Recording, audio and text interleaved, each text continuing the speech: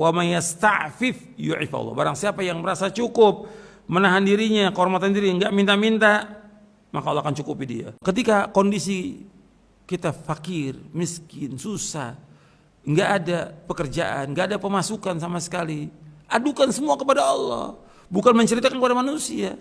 Sekarang banyak orang-orang yang menceritakan susahnya kepada manusia. Tapi ketika susah, semua orang tahu.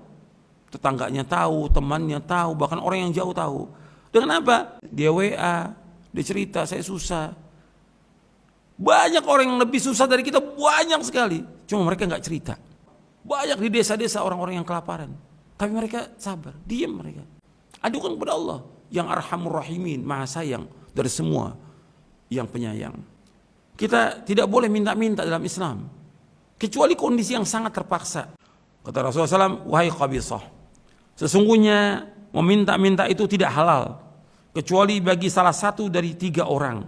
Yang pertama, orang yang menanggung hutang orang lain. Contohnya umpamanya begini, ada orang muslim yang dia fakir, miskin, punya utang banyak. Dia meninggal karena semua saudaranya miskin. Ada orang, saya akan tanggung hutangnya.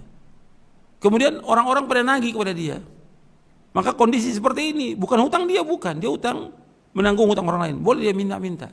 Kenapa? Untuk kepentingan orang banyak dia. Tapi kalau kita hutang sendiri, nggak boleh kita minta-minta pada manusia. Kita harus menjual barang yang ada untuk membayar utang kita.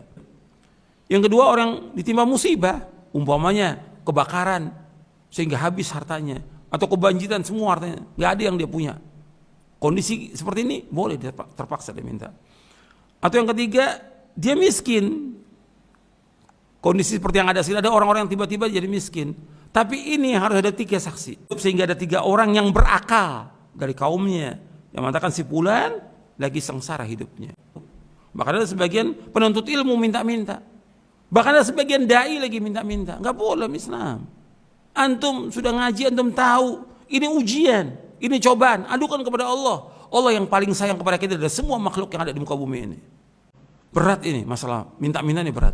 Hukumannya berat di dunia dan di akhirat. Meminta-minta hukum asalnya adalah haram. Orang kaya nih, sekaya-kaya manusia, kita datang kepada dia minta, mesti nggak senang dia.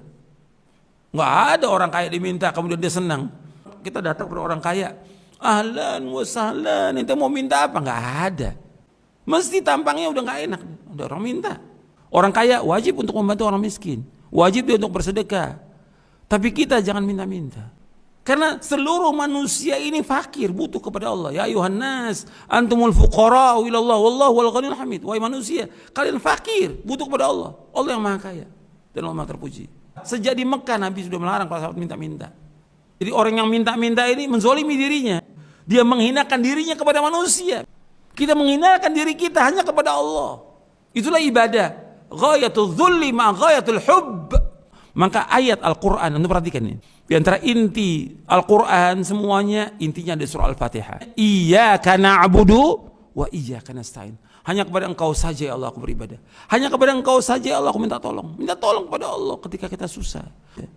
Kita ini punya izzah, punya kehormatan. Kata Nabi SAW, wa'lam anna syarafal mu'min qiyamu bil lail wa izzahu istighna'u 'anil nas. Kata Nabi, ketahuilah kemuliaan seorang mukmin itu dia bangun tengah malam, bangun dia sholat tahajud, minta kepada Allah, tidak mengharap sesuatu dari manusia. Itu mulia dia. Kita jadi orang yang paling kaya, kata Nabi Muhammad SAW, dengan kita redho dengan apa yang rezeki Allah berikan. Warda bima qasamallahu laka takun agnan nas. Hendaklah kamu redho dengan apa yang Allah berikan kepada kamu, maka kamu jadi orang yang paling kaya di muka bumi ini.